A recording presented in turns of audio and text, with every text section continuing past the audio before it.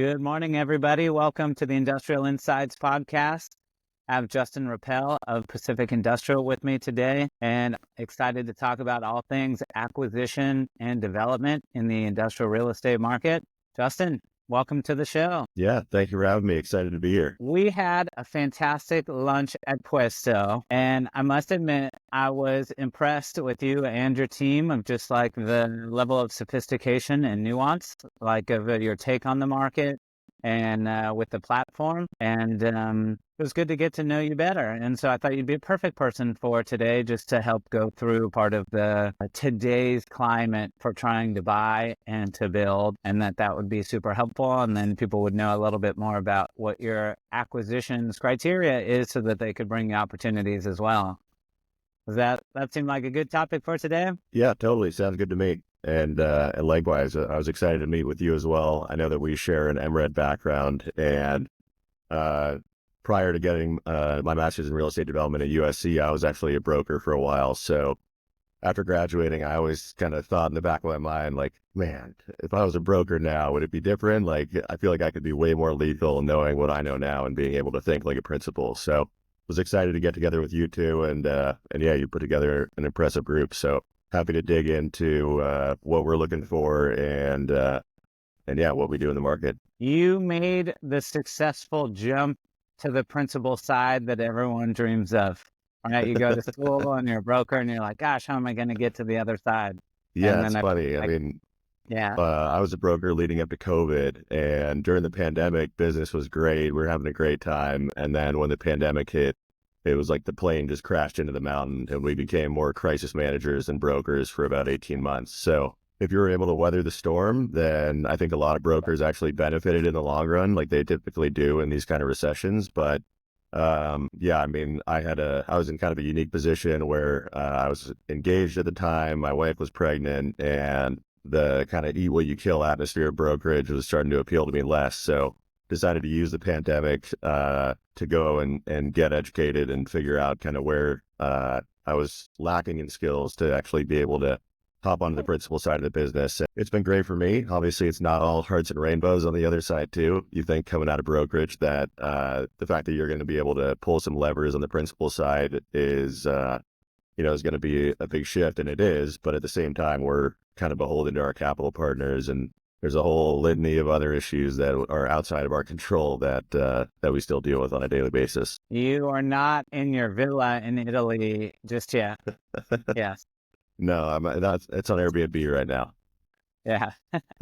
For those who don't know, tell them about the MRED program. I was so fortunate to have found it, and I feel like it gave me everything I needed to go from feeling pretty competent to like, okay, I got a real firm hold on like all aspects of everything. It was such a great experience. So I'd be excited to hear a little bit more of yours too. Yeah, totally. I mean, for me, I was coming out of, I cut my teeth at Marcus and Millichap, which is, they give you a phone and an internet connection and say, go do deals, which is, thrown straight into the fire. And so I learned a ton doing that, but it didn't really give me the hard skills that a lot of developers are looking for in terms of being able to build institutional quality financial models. And I mean, even things that I kind of discounted going into the MRED program, but like the design classes where you're learning kind of high level how to design every different product type, and you can, really dig in as much as you want. But I mean, yeah, it was a perfect transition for me being able to take a year off, just kind of focus on developing the skills that I needed to be able to make the transition. And also, I mean, the network is really second to none. That's kind of one of the primary reasons that people do the program. And through the program, I met Dan Foriani, one of our founders, and ultimately ended up working with him. So yeah, the program was great for me. Can't recommend it enough. I love it. When I was there, I was looking same exact mission. And then there was one developer where he's like, I'm not hiring, but here's my criteria. And I just happened to trip and fall on an opportunity that was right in his strike zone. And so we connected and closed, and it paid for school. And it was one of those that was like just a serendipity. And yeah, having the right people around that are all focused and that are good people and like smart cookies makes a big difference. Yeah, that's a beautiful thing about brokerage is if you really bust your tail, you can build up a war chest pretty quick to go make big moves like that. So Yeah, it was great. Glad to hear it went well for you too. Yeah. So what do you do at Pacific Industrial? What's your role? So I am an acquisitions manager. We're a relatively small shop compared to a lot of the industrial development platforms in Southern California, but we have a pretty big reach. We have 10 people total in the entire company. So our investment committee is more, shouting across the office to Neil and Dan and our partners here. Hey, what do you think about this deal, as opposed to sitting down in a boardroom? So, Yep. I mean, it doesn't come without its challenges, obviously. We're all kind of generalists in that we wear a lot of different hats. It's not like we're kind of siloed into acquisitions. And then once we do our due diligence and finish a deal, then we hand it off to our asset management team or our development team. We're really intimately involved in these deals from cradle to grave. And so, I mean, again, coming from a brokerage background, it's been great for me to be able to learn hands-on the entitlement process and all the different moving parts that have to come together for you to not only be able to buy a transaction, de-risk it enough to get comfortable with it, and then eventually put a shovel in the ground. There's a lot of checks that you have to make sure you're hitting along the way. So, I mean, in my primary role, we're basically looking for new acquisitions for us to buy. And for us, that's probably 90% ground up development, brand new Class A industrial product across Southern California. Yep. We made a foray outside of California. We built an 800,000 square foot building out in Salt Lake about 3 years ago, and that deal was great for us. So we are staying That's smart on other a good markets. foray. Yeah. That's So, a small deal. yeah, exactly. If we're going to plant a flag, we want to make it worth our while and make it a project that everyone's excited about. But that obviously means different things in different markets. In Salt Lake, we had an opportunity to build truly kind of a monumental project in the submarket, and we had great success in doing so. But we're also looking at markets like Vegas, where we're not going to go to Vegas and build a 400,000 square foot building because there just isn't enough land to do it. So it's really kind of taking rifle shots at stuff that we truly believe in, as opposed to trying to do, we do 2 to 4 deals a year and we're pretty happy. We don't need to do 10 deals a year. So we're trying to Yep. be very specific about what we look for and where. How would you describe the Salt Lake and Vegas markets? Tight is definitely the first word that comes to mind. Both of Yep. them, if you just look at them on a map, you would never know, but they're incredibly supply constrained markets, whether it's long-term family owners that own the lion's share of the developable land in Salt Lake, or in Vegas, where the Bureau of Land Management owns basically everything outside the city limits. So it's essentially an island in a desert. And a lot of the quality sites, just like in Southern California, have already been picked over. And I mean, I've heard that certain submarkets in Vegas are heading towards 10% vacancy as well. So Yep. it's challenging no matter where you go. That's kind of the beauty and the challenge with commercial real estate, and specifically with development, is that it's tough. And if you don't have thick skin, and if you are easily put off, then this probably is not the right industry for you. No, thick skin is the first thing you need.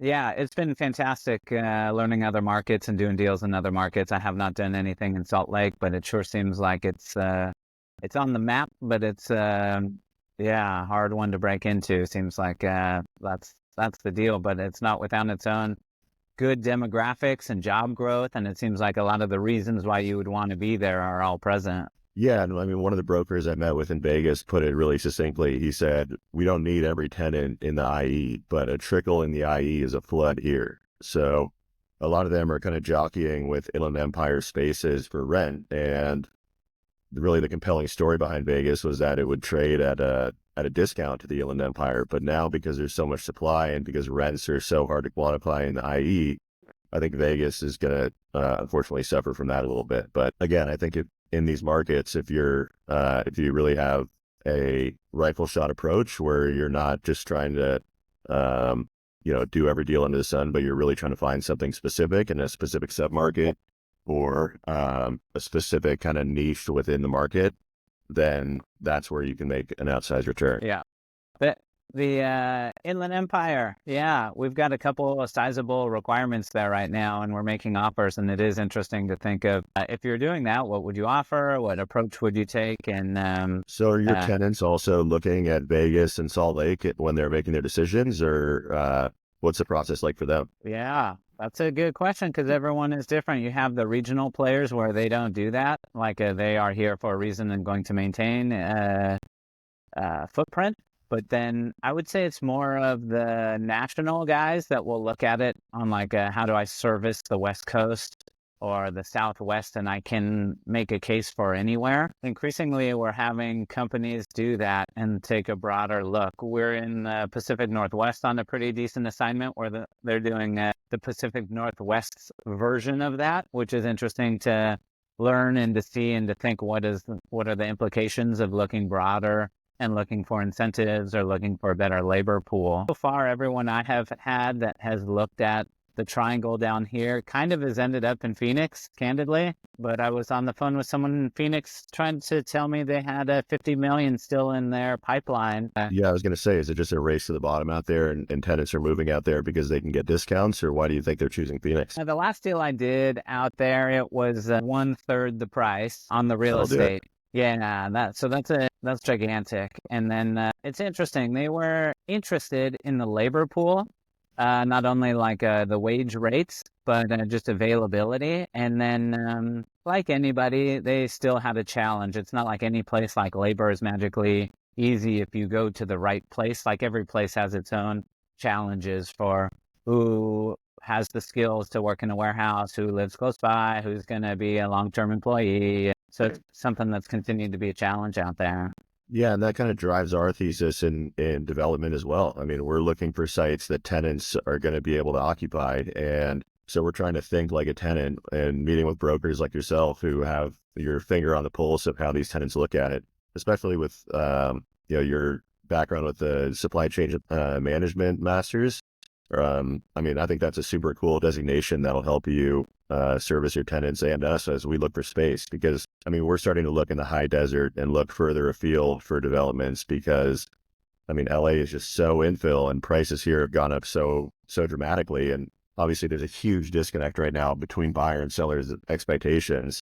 I mean, on a lot of development and on leasing. It's really the story of the Southern California market is that owners were getting offers in the stratosphere 18 to 24 months ago. And now we're approaching them saying, hey, we can offer you half of what we did 24 months ago. How's that sound? And they're like, get out of my office.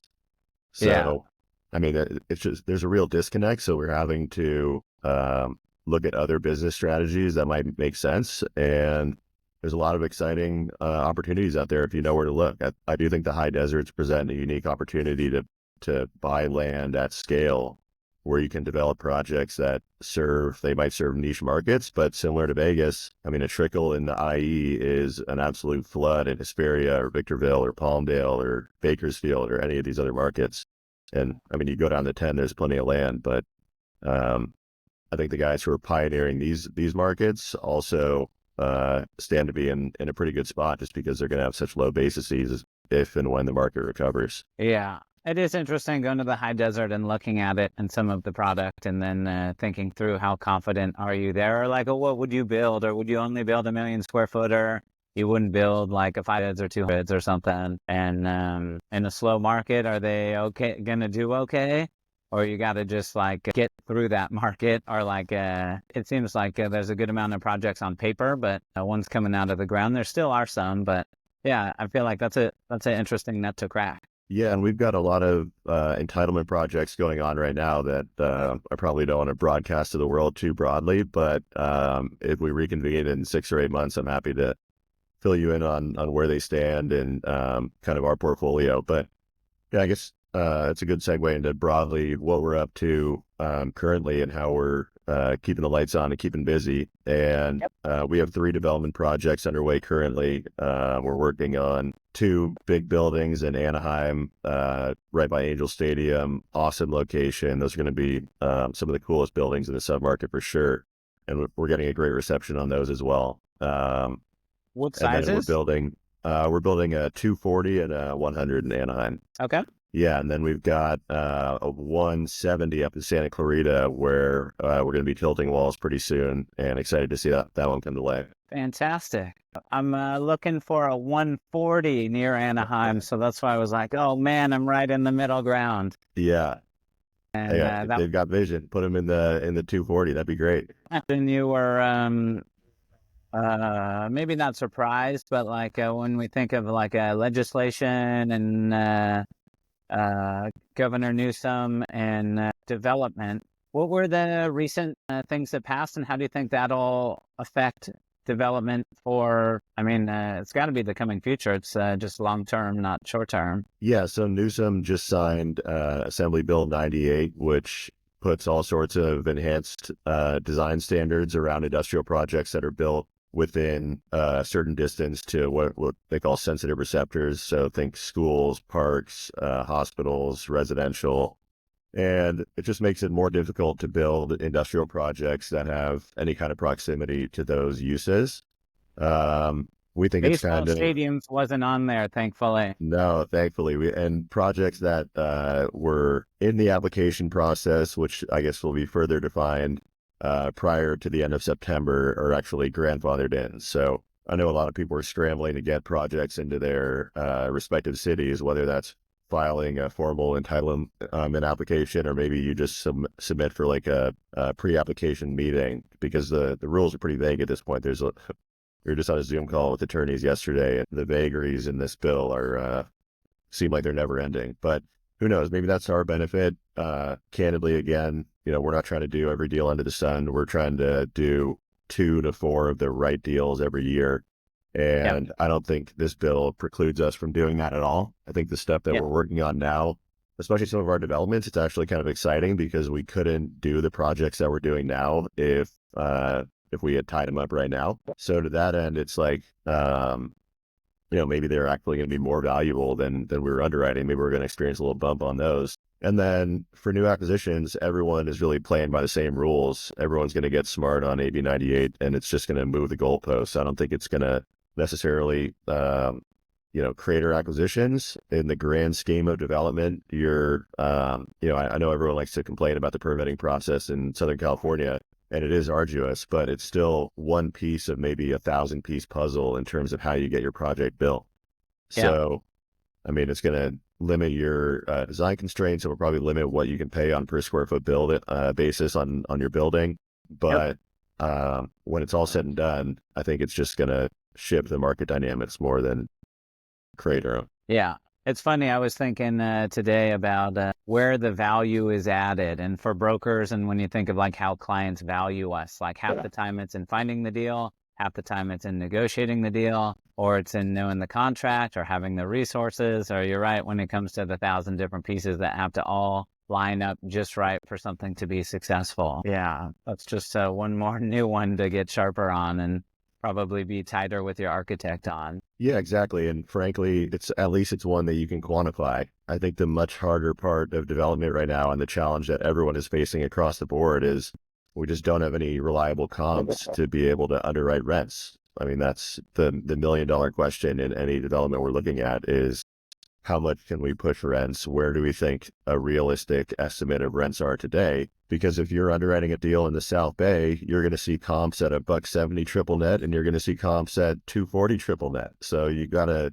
know the story between each and every deal in order to be able to make heads or tails of it. And even then, you're still not getting a very clear picture. I mean, even if you know the story with all the comps, there's maybe a dozen of them that you're looking at. And so trying to triangulate with such a narrow field to pull from is really one of the most challenging parts of our industry. And I mean, we can convince ourselves what rents are as well, and trying to convince our capital partners is a whole different mountain to climb. So I think it's just a tough point in the market where, I mean, as a capital partner, I don't blame them. No one wants to be the first mover, because if you you decide to make a bad buy, you could be on the chopping block pretty quick for it. Yeah, I mean, for us, we have to be aggressive because we want to do deals. Yeah, it's wild because I totally get it of the lack of comps or the lack of clarity. But then when you think of like the basis plays and like how much risk is there at this moment, where you feel like, gosh, if we're not at the bottom, we are so far off the peak and so close to it. Like, gut check doesn't, you don't get a vote of approval on a gut check, but like I feel like Totally. price per pound, like in basis plays, like It is interesting. So I feel like this whole like deal metrics part is super timely and is great to think through of like in today's environment, how do you value and how patient can you be? And not everyone's capital is the same. Yeah, it's a good point. And I can think right now of 3 to 5 deals that keep me up at night because I'm thinking, man, I wish we had gotten those deals. Those are sweet bases. There's a story behind these deals where maybe you're insulated from all the chaos for the next few years. There's a couple of buys out there that I wish we could have been a part of, but again, I mean, it's tough to capitalize these deals, and I understand that a lot of people don't want to be the first mover, but I think there are some great buys out there, and I'm hoping that we can snag a couple for ourselves. We're working on a couple right now that we're very excited about, but we're definitely trying to replenish the top of the funnel and find some stuff that we're excited about. But I mean, yeah, if you want to talk specifically about yields or how we look at deals, I'm happy to do it. Yeah, let's dig on in. I think that'd be great. Not Yeah, everybody gets it, and yeah. So I'll just give you different. kind of the short spiel about Pacific Industrial and kind of the company as a whole. I mean, we were founded with a thesis that if you could find a way to capitalize deals that wasn't so dependent on internal rate of return, like so many merchant builders are, then you could theoretically build better buildings. Because if you're on an IRR model, you're incentivized to build it quick and build it cheap and then move on to the next project. Yep. And so the founders, Dan Foriani and Neil Mashurda, found a partner who was willing to buy into that vision, and they've kind of built a portfolio based on yield on cost as opposed to IRR. And um, so to this day, we're really more focused on our going in yield, which is on an untrended basis, and we're less focused on IRRs because you kind of have to be in Southern California. If you're looking at IRRs, it means you have to assume an exit cap, and in Southern California, I mean, you could have monkeys throwing darts at a dartboard, picking better numbers than a lot of people who are underwriting these days. So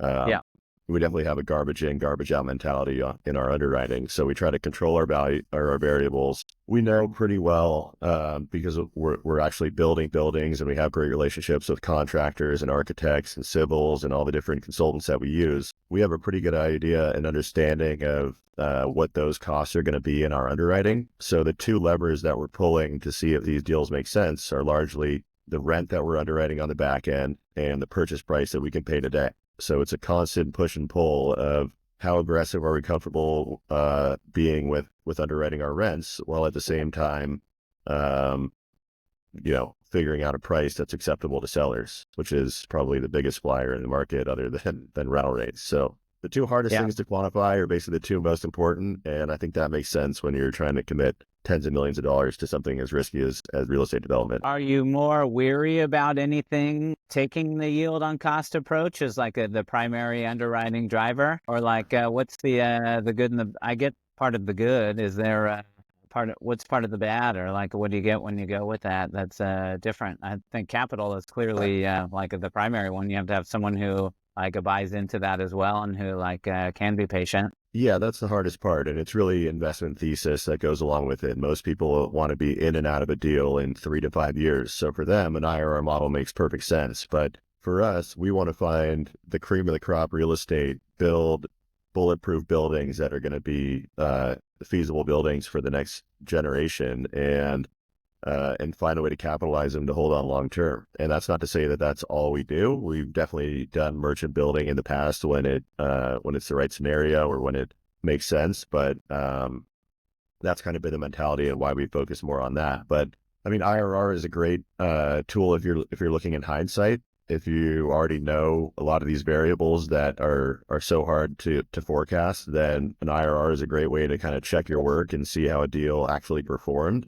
But I think going forward, and if you want to build, you can call it a more detailed pro forma that takes into account rent growth or a litany of other items that you could plug in there, then maybe an IRR. Assumption, Yeah, right? Things that more could go right assumptions. or go wrong. Exactly. The more assumptions you make, you probably want to put an IRR on there just to show how fancy your model is. But when it comes Yeah, down to it, I mean, we really don't pay too much attention to it. yeah.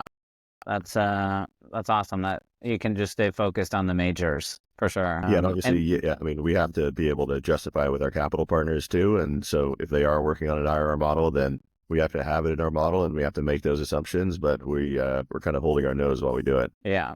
Are you changing anything in the last couple of years of when you just think of what building features are most desirable, or is it very just site specific of every size and dimension? Like you got to work with the built environment or like the site constraints first, or Yeah, you that's a good feel, question. I think it depends on the size and the submarket that you're building in. I mean, if yeah, you're looking in Orange County and, there's so many different submarkets in Orange County, but if you're building something in by John Wayne Airport, for example, you need to have something that maybe has a little bit more office and a little bit more parking and amenities that are going to attract the kind of people who are living in, Laguna Beach or Newport and they just want a short commute and they're willing to pay a premium to get it. You got to put yep, different kind of fits and finishes on those buildings than you would if you're building out in the Inland Empire somewhere. And then by the same note, I mean, if you're going to build a 1,000,000-footer out there, you better make sure that that thing is bulletproof from a design standpoint. You better have 185-foot truck courts. You better have acres and acres, if you can get it, of trailer parking. I mean, you got to have a perfectly flat slab. You got to have probably 42-foot clear at this point. I mean, again, these are all decisions where if you're building to an IRR model, you're like, maybe we can get away with, 40-foot clear instead of 42. But if you're looking at this thing like, I want to own this long term and I want to have a building that I'm going to be able to attract tenants for the next 30, 40, 50 years, you better spend the extra million or $2 million or whatever it is to make these small design choices that are going to have a wild impact on the leasability of the building as technologies that are hardly even used right now and that are hardly even on our radar start to become more commonplace. I yeah. mean, that was an interesting one for us, is really digging in on whether you should go 40 or 42-foot clear on a 1,000,000-footer, because at this point, most tenants can't even utilize up to 42 feet.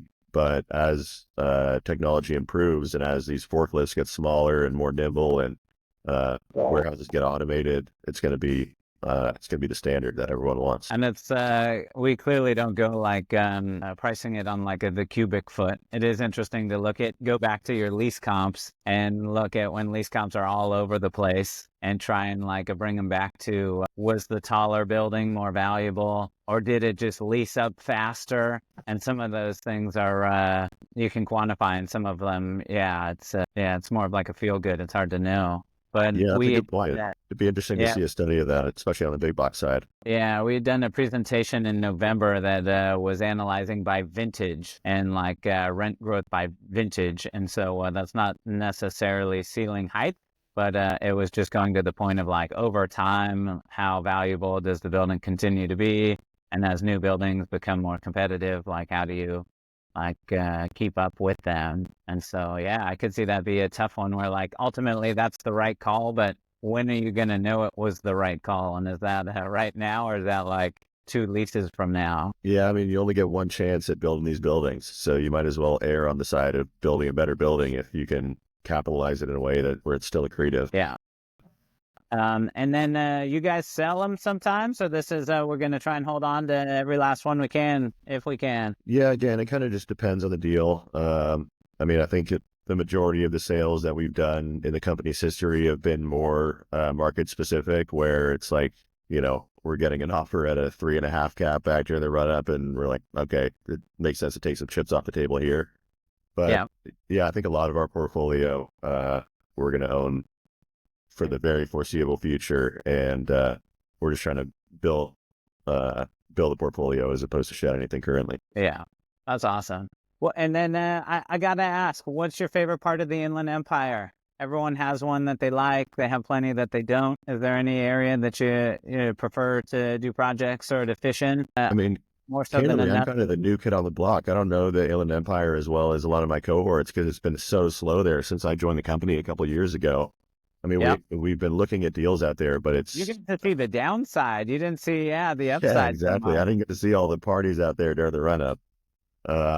But I mean, the Ontario airport market is super cool. I toured that in the at the bus tour last year, and it was just crazy to see not only the different, like how many buildings there are, but the different design standards that people have used. I thought it was super interesting to see the dichotomy and how much some people spent on their design and elevations as opposed to some people who were like, let's get this thing up as quick as possible. And now it's like a concrete prison. But Yeah. um, I mean, yeah, it's definitely an interesting mix, and you can kind of see the market fundamentals when you just drive around there in how people were feeling when they were building these buildings. Yeah. You probably have a better eye for that than most, right? Because you're in the weeds on the design and especially on like some of the finishing touches that people forego. Yeah, it's not going to design itself. Someone's got to do it. Yeah. That is a robust market too. Yeah. I'm talking about like a place you'd feel confident in and that would recover well and like to be a great place to own long term.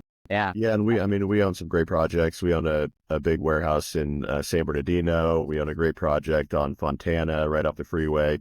So those are markets that we know like the back of our hands, and where Neil and Dan really kind of made their living early on in their careers. So we stay smart on those markets, but I think the supply and demand fundamentals out there makes it incredibly hard to pencil anything, because they're just, to talk about it again, there's just very few lease comps that you can actually trust. And even with those lease comps, there's a huge backlog of properties that need to get leased before we can experience any kind of rent growth. So um, we're looking at all opportunities, but we look at those kinds with a little more scrutiny. Yeah. When's the bottom there? That's a tough one to call. Yeah. I'm calling When's the like, bottom anywhere? yeah, I'm saying like April maybe or something. Gosh, talk about recovery being slower. It's like 3x slower than whatever you think it could be or should be. Yeah, we're a lagging indicator always. Yeah. Yeah. Fontana is an interesting one. We had one of these funny stories where there's this huge part of Fontana that are all in iOS sites. And then you'll have like houses. And one of our teammates had one of these experiences where like the guard dog gets off the chain and starts chasing down the street. And you're like, it definitely like made him sweat and made him be like, oh man, I gotta keep my head on a swivel around here. Yeah, I think Fontana is the poster child of AB 98's inadequacies as a rule, because there's houses in Fontana, like you said, that are surrounded on four sides by industrial, and they probably have a bunch of trailers and containers parked in the backyard, and it's like someone living there who runs an iOS yard or something, and that still counts as residential. And so if you're trying to build anything there, your options are basically deal with the new design constraints because you're so close to a house, or buy the house, raise it, and then you have to build two houses somewhere else. And, there's no standards as to what that house has to look like. That's the new one, right? The Yeah. build the two houses part. Yeah. And if you're tearing down a shack with boarded up windows, is that what you have to replace? Or do you have to build, these new condos that you see on the news that are, $400,000 or $500,000 a door for workforce housing? It's crazy. We're home builders now. Yeah. This is a great 101 and maybe 201 on development and what's going on and just like the mindset. What are you excited about when you think of what keeps you fired up to be doing deals in the marketplace? Is there any trends you're seeing that you're watching and excited for? Anything else that's top of mind? Yeah. I mean, we're just excited for, I don't want to say for the market to turn back on, because we're already getting deals done in this market, but just a little bit more positive sentiment from capital and a little bit more capital flowing.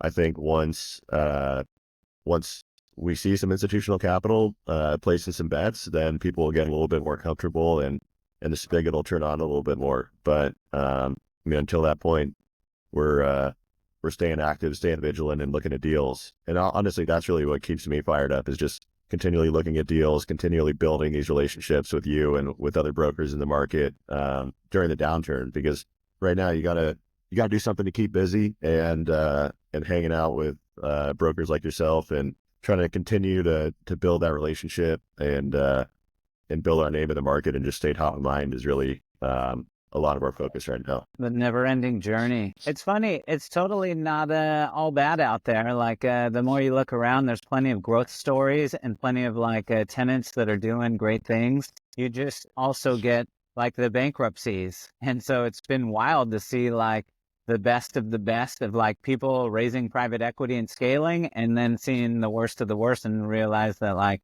I feel like there's just more variety in the experience of what's going on the demand side right now. Yeah, and I think it's really easy to have a boo-hoo, woe is me mentality. I mean, based on the state of the market or based on, there's a million reasons why you could choose to play the victim. But I mean, we try to stay fired up. We try to see the positive and see value in all this uncertainty and all this chaos. So yeah, I mean, we're excited about what we have going on right now. We're excited to continue to build the pipeline and build the machine, and looking forward to hopefully a couple closings this year and on to next year. Now we're talking. Justin Rappell, Pacific Industrial. Thank you for joining me today. Yeah, thank you. It's been a pleasure. Yep. Appreciate it. And that's the deal, Justin. It will wrap up on its own and buffer. Okay, sweet. I'll hit stop, and then you'll see something that's like a recording, uploading, and then